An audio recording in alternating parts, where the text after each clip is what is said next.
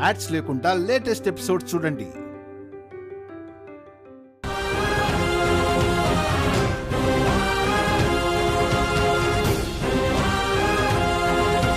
ఇంకా ఎందుకురా గుండెల్లో ప్రేమని గొంతులోనే దాచేయాలని చూస్తావు? నువ్వు పైకి చెప్పినా చెప్పకపోయినా లతంటే నీకు ప్రేమ ఉంది కాబట్టి ఆవేశంలో ఊగిపోయావు, కోపంతో రగిలిపోయావు. ఏది ఏమైనా చేతనైతే దానికి సాయం చేయి, అంతే తప్ప అన్యాయం మాత్రం చేయకురా.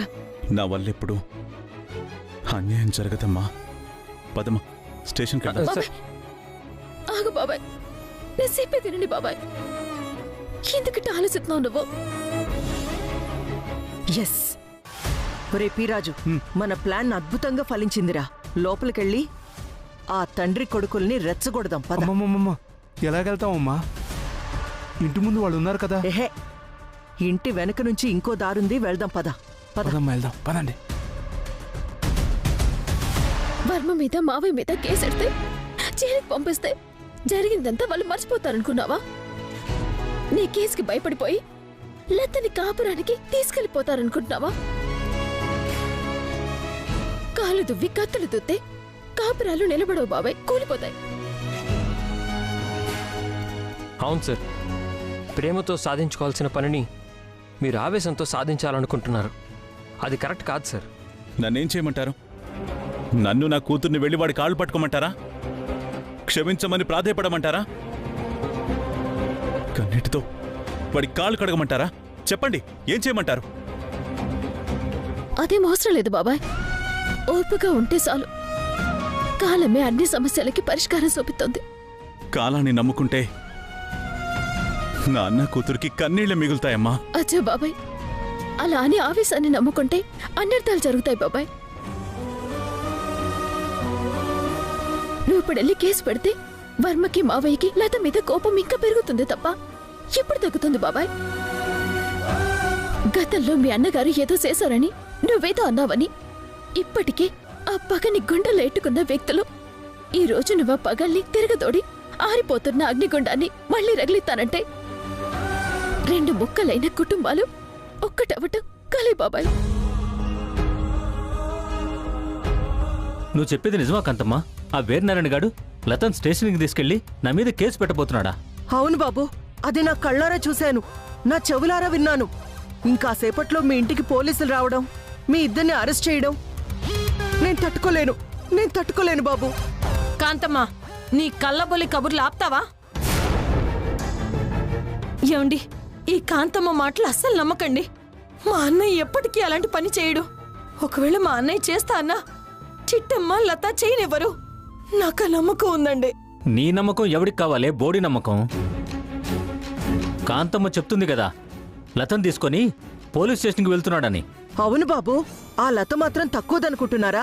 వాళ్ళ బాబాయ్ కేసు పెడదాం అనగానే, బాబాయ్ వాళ్ళు నన్ను చిత్రహింసలు పెట్టారని, తన మొగుడు తాగొచ్చి కొట్టేవాడని, కట్నం కోసం తన మీద హత్యా ప్రయత్నం చేయబోయారని కోర్టులో సాక్ష్యం కూడా చెప్తానంటుంది బాబు. లత అంతకు తెగిచ్చిందా? రే వర్మ, లత గురించి నీకు తెలిసి ఆ కాంతమ్మ మాటలు నమ్ముతున్నావా? లత ప్రాణం పోయినా అలా మాట్లాడదురా. అమ్మాయి, నీ పుట్టింటోళ్ళ గురించి నువ్వే చెప్పాలి. ఫైనల్గా లత ఏముంది కాంతమ్మా? ఏమంటుంది బాబు? వీరనారాయణకి తోడుగా తానా అంటే తందానా అని అందరూ కలిసి పోలీస్ స్టేషన్కి బయలుదేరారు. మా అన్నయ్య కేసు పెడతానన్నా చిట్టమ్మ ఖచ్చితంగా ఆపుతుంది. ఏంటాపేది? వీళ్లు పెట్టిన చిత్రహింసలన్నింటికీ చిట్టమ్మే సాక్ష్యమని లెటర్ రాసి సంతకం కూడా పెడుతుంది. అంటే మా మీద చిట్టమ్మదును కూడా పోలీస్ కంప్లైంట్కి సిద్ధపడిందా? ఇంకా అనుమానమేంట్రా? అందరూ అందరే. పైకి మన మీద ప్రేమ ఒలకబోస్తున్నట్టు ఉంటారు గాని చిట్టమ్మకి మనమంటే ఎప్పుడూ ద్వేషమే.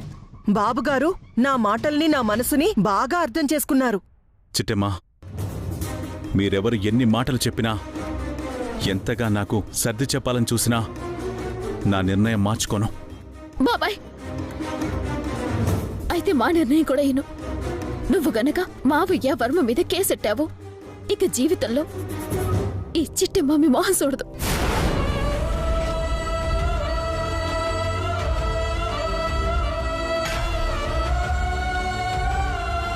అమ్మ చిట్టి.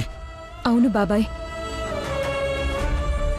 నువ్వు గనుక నా అత్తింటి వాళ్ళ మీద కేసు పెట్టావో నేను పుట్టింటి వాళ్ళని మర్చిపోవాల్సి వస్తుంది.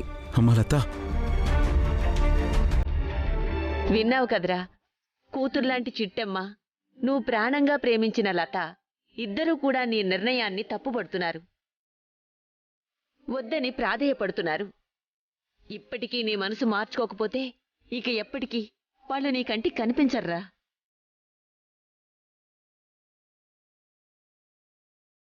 ప్లీజ్ సార్, కేసు పెడితే వచ్చే లాభాల కంటే నష్టాలే ఎక్కువ ఉన్నాయి సార్.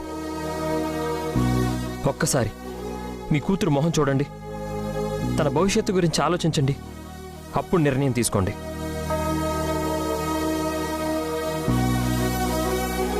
సరే,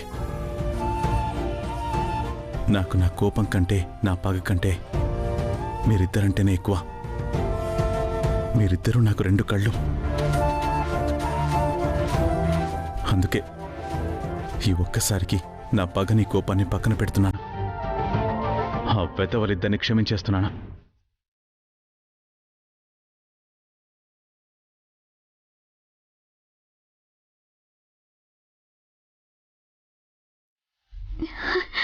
బాబాయ్,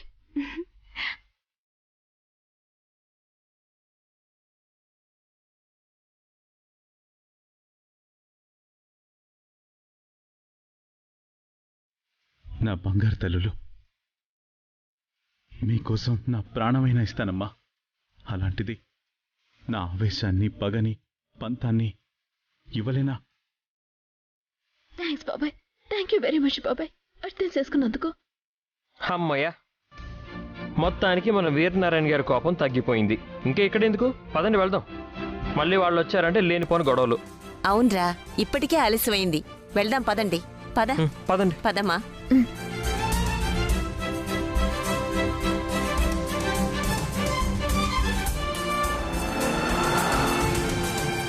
సరే, నువ్వు చెప్పినట్టు వాళ్ళు నా మీద కేసు పెట్టినా ఆ తర్వాత ఏం చేయాలో ఈ రఘురామ్కి బాగా తెలుసు. బాబుగారు, ఇలా అంటున్నానని తప్పుగా అనుకోకండి. కేసు పెడితే విడాకులు ఇచ్చేస్తామని చెప్పండి, అప్పుడే వాళ్ళు దారికొస్తారు. కాంతమ్మా,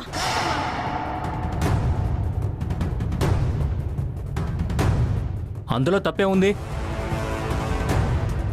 కాంతమ్మ చెప్పకపోయినా మేము అదే నిర్ణయం తీసుకున్నాం కదా.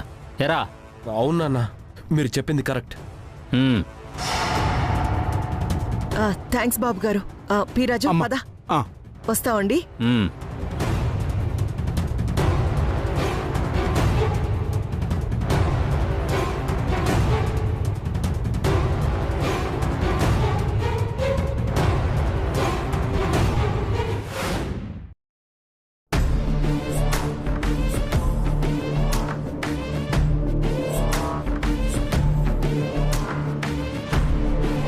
ఒరే పీరాజు, అమ్మా, నిన్ను ఎస్ఐని పిలిపించమన్నాను కదా, ఏమైంది?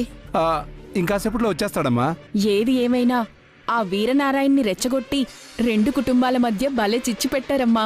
మరి ఈ కాకినాడ కాంతమ్మంటే ఏమనుకున్నావు? అయినా అప్పుడే ఏమైంది?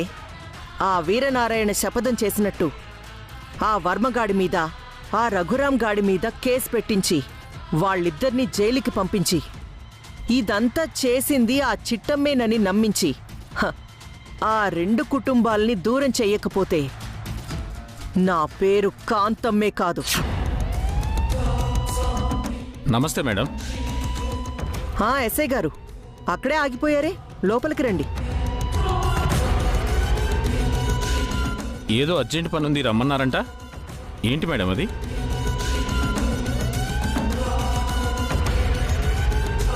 నువ్వు అర్జెంటుగా ఒకరి మీద కేసు పెట్టాలి. అదెంత పని మేడం? మీరు అనండి, ఎవరి మీద కేసు పెట్టాలో చెప్తే వాళ్ళ మీదే కేసు పెట్టేస్తాను. నువ్వు అంత ఎదవ్వని తెలిసే మా కాంతమ్మ గారు నిన్ను సెలెక్ట్ చేశారు. అవును సార్, మీరు ఈ కాకినాడలోనే పెద్ద అవినీతి ఆఫీసర్ అంటగా. మీరు కాస్త నోరు మూస్తారా? చూడెస్ఐ, నువ్వు అడిగినంత డబ్బిస్తాను. నేను చెప్పిన మనిషి మీద కేసు పెట్టాలి, అరెస్ట్ చేయాలి, లోపలెయ్యాలి. ఎవరైనా అడ్డొస్తే వాళ్లని కూడా మూసెయ్యాలి. అలా చేయగలవా? ఎవరిని మూసేయాలో, ఎవరిని లోపలయ్యాలో వాళ్ళు చేసిన నేరం చెప్పండి మేడం, మిగతాది నేను చూసుకుంటాను. Very good. ఒరే పీరాజు, అమ్మా. ఆ చిట్టమ్మ సంతకం పెట్టిన పేపర్ తీసుకురా. అలాగే అమ్మా. ఏమే చింతపాణి, ఆ పేపర్ సెట్ ఇవ్వు. ఇవ్వమ్మా. ఇది నా బద్ధ శత్రువు చిట్టమ్మ సంతకం చేసి మరీ ఇచ్చిన కంప్లైంట్. నువ్వేం చేస్తావో నాకు తెలీదు. ఇది నీకు చిట్టమ్మే స్వయంగా ఇచ్చినట్టుగా ఆ రఘురాం గాణ్ణి వర్మగాణ్ణి నమ్మించాలి. వాళ్ళని జైల్లో పెట్టించి ఊచల్లెక్క పెట్టించాలి. అవునేసై గారు, ఆ రఘురాంగాడు వాడి కోడల్ని కట్నం కోసం వేధించినట్టుగా, వాడి కొడుకు తన పెళ్ళాన్ని చిత్రహింసలు పెట్టినట్టుగా అందులో రాసుంది. అలా కేసు పెట్టింది ఆ చిట్టమ్మేని నమ్మించండి. ఆ చిట్టమ్మతో కేసు పెట్టించింది ఆ వీరనారాయణే అని నమ్మేలా మీరు చెయ్యండి. మిగతాది మేం చూసుకుంటాం. చూడండి మేడం, మీరేం చెప్తున్నారో నాకు ఒక్క ముక్క కూడా అర్థం కావటం లేదు. ఇందులో అర్థం కాకపోవడానికేముంది? నిజానికి పేపర్ మీదున్న సంతకం పెట్టింది చిట్టమ్మే అయినా సంతకం పెట్టిన విషయం, ఇందులో ఉన్న మ్యాటర్ విషయం చిట్టమ్మకి తెలీదు. ఇప్పుడీ సంతకాన్ని అడ్డు పెట్టుకుని రఘురాం గాణ్ణి వర్మగాణ్ణి గృహహింస చట్టం కేసులో అరెస్ట్ చేయబోతున్నాం. మీరు మాకు సహకరిస్తున్నారు.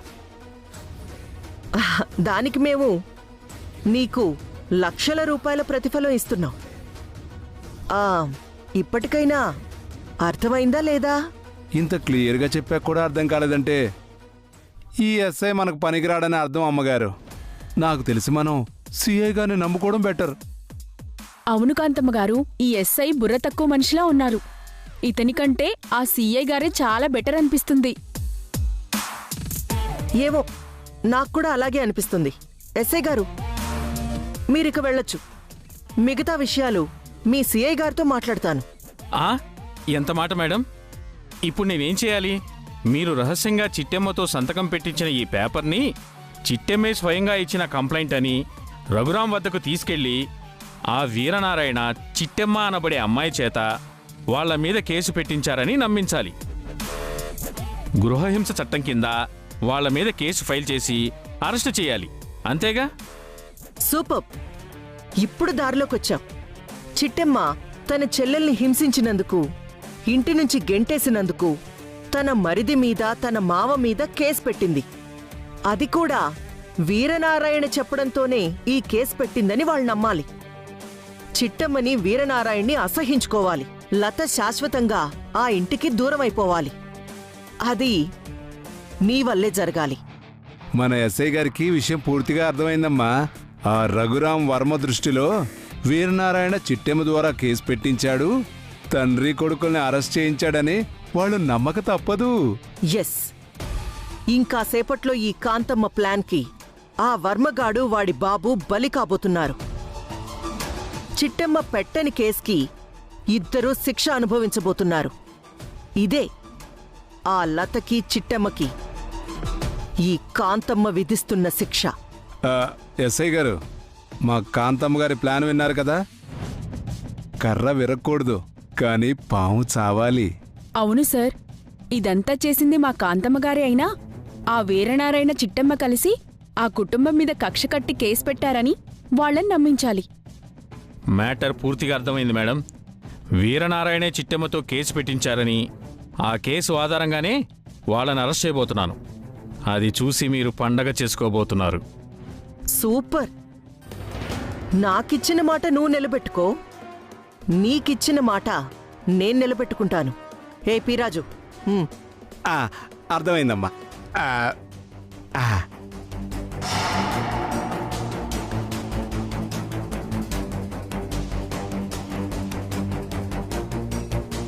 ఇది కేవలం అడ్వాన్స్ మాత్రమే. పని పూర్తయ్యాక మిగతా పేమెంట్ ఇస్తాను.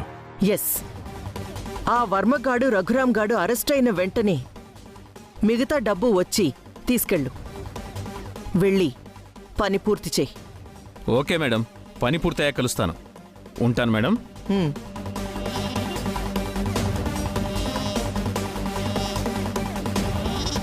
చిట్టెమ్మా, నన్ను నమ్మి అమాయకంగా సంతకం పెట్టావే. ఇప్పుడు ఆ సంతకాన్ని అడ్డు పెట్టుకొని ఆ వర్మగాణ్ణి వాడి బాబుని జైలుకి పంపించబోతున్నాను. నీ చిట్టి చెల్లెల్ని, నీ ముద్దుల చెల్లెల్ని ఆ ఇంటికి శాశ్వతంగా దూరం చేయబోతున్నాను.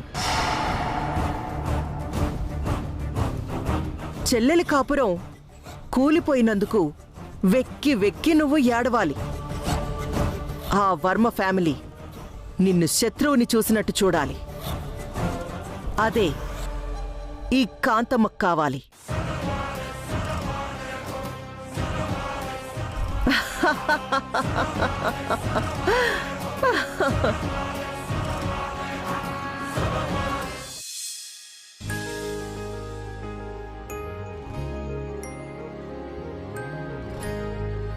వదినా, కాఫీ తీసుకో. అమ్మా, బావా, బేగా వచ్చి కాఫీ తీసుకోండి. ఎండాకాలంలో కాఫీ ఏంటి చిట్టి? చల్ల చల్లగా సుగంధ వాటరు మజ్జిగ ఇచ్చామనుకో, నోటికి చల్లగా ఉంటుంది, బయటికి కూలింగ్గాను ఉంటుంది. సర్లే, ఇలాంటివి ఏమైనా కావాలంటే ముందుగా చెప్పాలి. కాఫీ తెచ్చాక కాదు. ముందు ఈ కాఫీ తాగండి, రేపటి నుంచి మీరు అడిగింది ఇస్తాను.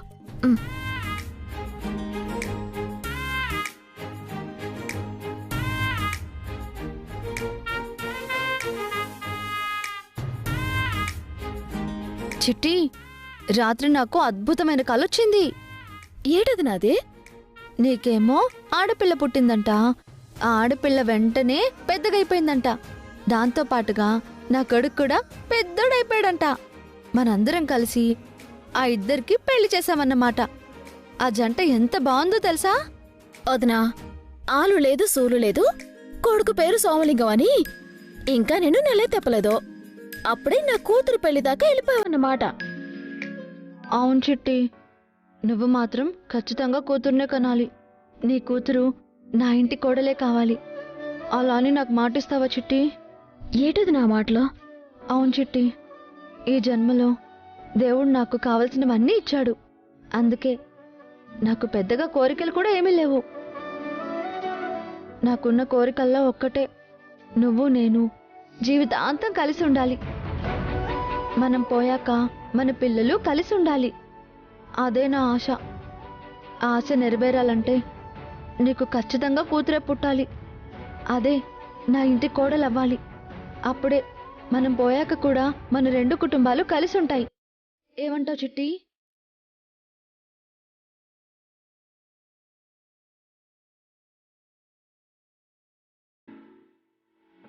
వదినా, నువ్వు నాకు ఏ జన్మలోనో అమ్మవై ఉంటావు. అందుకే ఆడపడుచునైనా నా మీద అమ్మ ప్రేమ చూపిస్తున్నావు.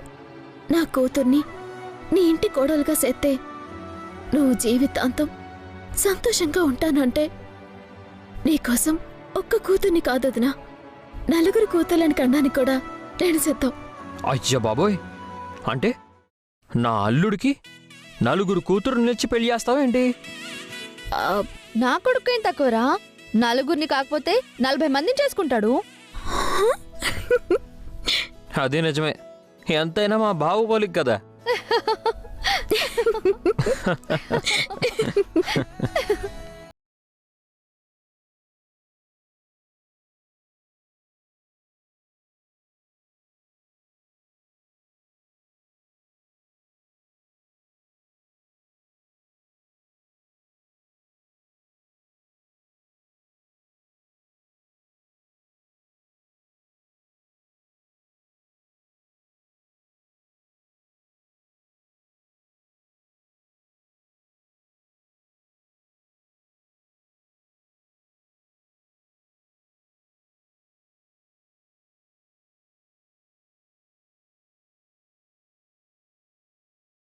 ఇప్పుడు ఏటైందని అలా ఎడుతున్నావు? నేనేం ఏడవట్లేదక్కా, కళ్ళల్లో నలక పడిందంతే. నలక పడింది నీ కళ్ళలో కాదమ్మా, నీ జీవితంలో, నీ అందమైన భవిష్యత్తులో. అందుకే ఎంతమంది నీ చుట్టూ ఉన్నా ఒంటరిగా ఇక్కడ కూర్చొని బాధపడుతున్నావు. లేదక్కా, నేనేం బాధపడట్లేదు. తాత, వీరనారాయణ గారిని మీ మావయ్య గారు వాళ్ళ మీద కేసు పెట్టకుండా ఆపాం కదా, ఇంకేం టెన్షన్ ఉంది?